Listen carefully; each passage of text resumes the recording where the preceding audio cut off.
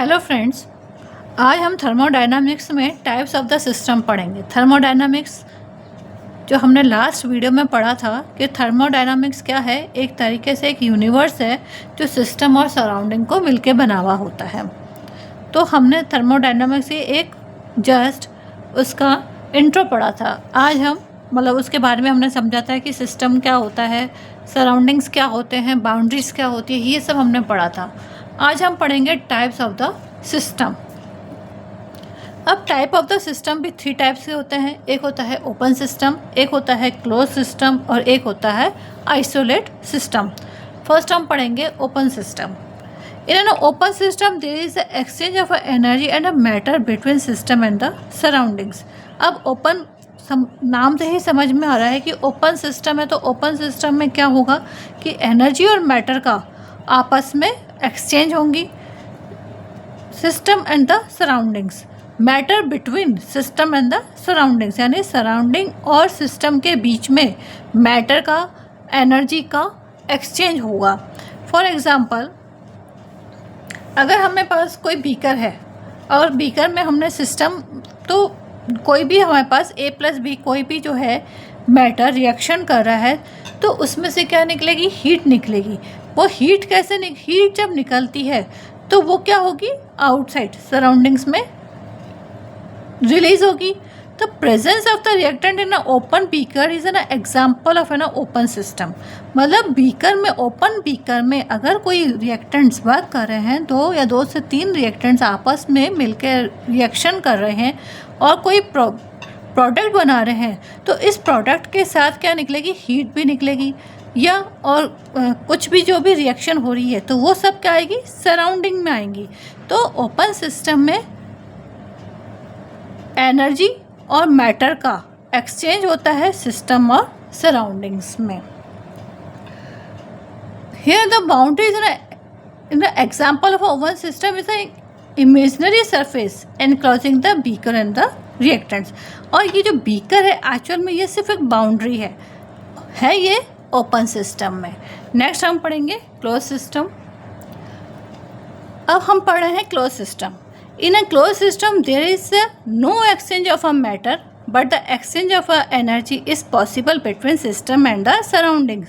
अब हमने यहाँ पे भी A+B जो भी हमने प्रोडक्ट लिया है, ठीक है, और रिएक्टेंट लिया है, और ये जो AB प्रोडक्ट बना रहा है, अब इसमें ये जो AB प्रोडक्ट बना रहा है, ये जो मैटर है वो इसी के अंदर ही रहता है, मतलब बीकर के अंदर ही रहेगा, सराउंडिंग में नहीं निकलेगा। मैटर सराउंडिंग्स में नहीं आएगा, सिर्फ एनर्जी ही रिलीज होती है।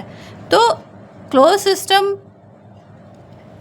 No exchange of a matter but exchange of a energy is possible between system and the surroundings.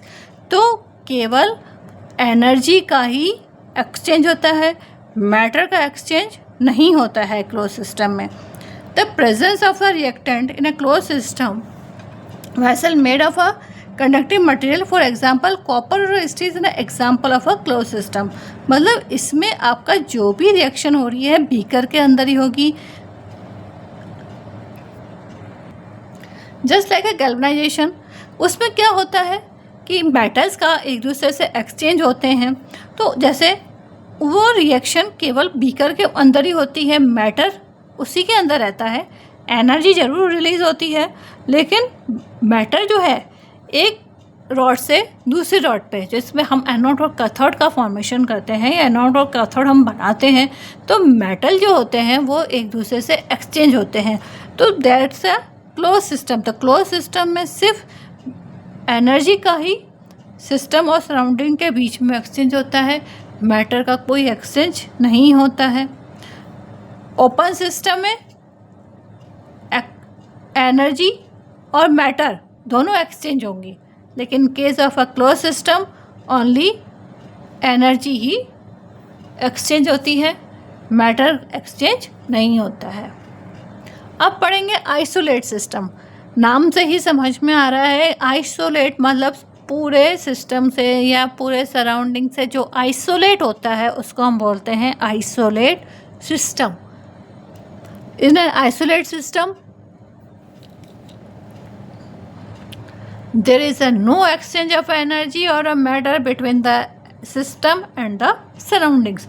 मतलब जो हमारा जो मैटर है, जो हमारा मैटर रिएक्शन कर रहा है या जो मैटर है, उन ना तो मैटर में कोई एक्सचेंज हो रहा है, ना कोई सराउंडिंग्स में एनर्जी में कोई एक्सचेंज हो रहा है। मतलब सिस्टम में और सराउंडिंग्स में दोनों में एनर्जी और मैटर कोई एक्सचेंज नहीं कर रहे हैं। फॉर एग्ज़ाम्पल फ्लास्क, थर्मोफ्लास्क में क्या होता है, उसमें हम कोई भी चीज़ अगर गर्म डाल देते हैं तो गर्म ही रहती है, ठंडी है तो वो ठंडी ही रहती है, क्योंकि वो एक तरीके से क्लोज्ड आइसोलेटेड वेसल होते हैं जो एनर्जी को या हीट को अपने में ही आइसोलेट करके रखते हैं। वो एनर्जी को या हीट को आउट होने नहीं देते हैं। तो ना तो मैटर का ही एक्सचेंज होता है, ना एनर्जी का एक्सचेंज होता है। तो हमने अभी 3 सिस्टम पढ़े। फर्स्ट ओपन सिस्टम, जिसमें मैटर और एनर्जी दोनों ही सिस्टम और सराउंडिंग में एक्सचेंज हो रहे हैं। सेकंड पढ़ा हमने क्लोज सिस्टम में सिर्फ एनर्जी एक्सचेंज होती है सिस्टम और सराउंडिंग में, मैटर में कोई एक्सचेंज नहीं होता है। थर्ड पढ़ा हमने आइसोलेट सिस्टम में ना तो एनर्जी ना मैटर दोनों ही सिस्टम और सराउंडिंग में एक्सचेंज नहीं होते हैं। आइसोलेट सिस्टम में एनर्जी और मैटर दोनों ही वेसल में ही स्टोर किए जाते हैं। वो अपनी एनर्जी को ना अपने मैटर को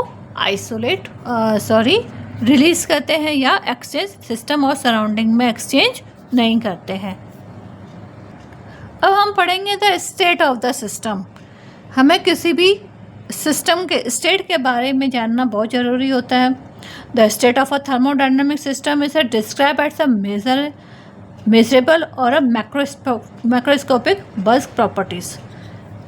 मेजरेबल जिसको हम मेज़र कर सकें, मैक्रोस्कोपिक बल्क प्रॉपर्टीज़, और वो होती हैं हमारे पास। जैसे कोई गैस है तो गैस को हम कैसे शो करेंगे, pressure, volume, temperature and amount. तो ये इसकी क्या है, बल्क प्रॉपर्टीज़ है। ये मेजरेबल भी है और बल्क में भी है, या मैक्रोस्कोपिक प्रॉपर्टीज़ भी होती हैं। Variables like pressure, volume and temperature are called state variables और स्टेट फंक्शंस। इनको हम स्टेट वेरिएबल्स और स्टेट फंक्शन इसलिए कहेंगे क्योंकि ये अकॉर्डिंग टू गैस वेरी करती है। हर गैस का प्रेशर, वॉल्यूम और टेम्परेचर अलग अलग होता है, तो इसलिए इनको हम बोलते हैं स्टेट वेरिएबल्स और स्टेट फंक्शंस प्रॉपर्टीज़, बिकॉज कि अकॉर्डिंग टू गैस वर्क भी उनका अलग होता है। This value depends only on the state of the system and not to how it's reached. अब सेकंड प्रॉपर्टी हम क्या कह सकते हैं, या सेकंड इनके लिए क्योंकि वेरिएबल क्यों है, because this value depends only on the state of the system. System के स्टेट पे भी डिपेंड करती है। इनकी जो वैल्यूज़ हैं, प्रेशर, वॉल्यूम और टेम्परेचर, जिनको हमने वेरिएबल्स बोला है, स्टेट वेरिएबल्स या स्टेट फंक्शंस बोला है, क्यों इनकी वैल्यूज़ सिस्टम पे भी डिपेंड करती हैं and not on how it's reached. पर ये इस पर डिपेंड नहीं करती है कि ये कैसे यहाँ तक पहुँचे या किस कंडीशंस में पहुँचे। इस पर इनको कोई डिपेंड नहीं करता। डिपेंड ओनली सिस्टम के स्टेट पर डिपेंड करती है। In order to completely define all the properties of system as only a certain number of properties can be varied independently। तो प्रेशर, वॉल्यूम और टेम्परेचर किसी भी सिस्टम के फंक्शंस को शो कर सकती हैं। The number depends on the nature of the system. Once this minimum number of the macroscopic properties and fixed, other automatically have definite values। अब इसका सिस्टम जो है वो मैक्रोस्कोपिक जो प्रॉपर्टीज़ हैं कहीं पे ज़्यादा भी हो सकती है और कहीं कम भी हो सकते हैं। ये डिपेंड ओनली सिस्टम, सारी की सारी ये सिस्टम पर डिपेंड करती है। अकॉर्डिंग टू सिस्टम ही इनके वैल्यूज़ में चेंजेस आते हैं, ये वेरी करती हैं। The state of the surroundings can never be completely specified, fortunately it is not necessary to do so. तो किसी भी थर्मोडायनामिक रिएक्शन में या थर्मोडायनामिक स्टेट में मेन वर्क किसका होता है? सिस्टम का। सराउंडिंग उसमें बहुत ज़्यादा इंटरफेयर नहीं करता है, मेन होता है सिस्टम। सिस्टम में भी अगर हम कोई भी जो भी मैटर ले रहे हैं उसका प्रेशर, वॉल्यूम, टेम्परेचर और अमाउंट जो होता है वो वेरी करता है, और वेरी कैसे करेगा? अकॉर्डिंग टू सिस्टम करता है। आज के टॉपिक हम यही पढ़ेंगे, नेक्स्ट टॉपिक हम नेक्स्ट वीडियो में पढ़ेंगे। आज के लिए थैंक यू।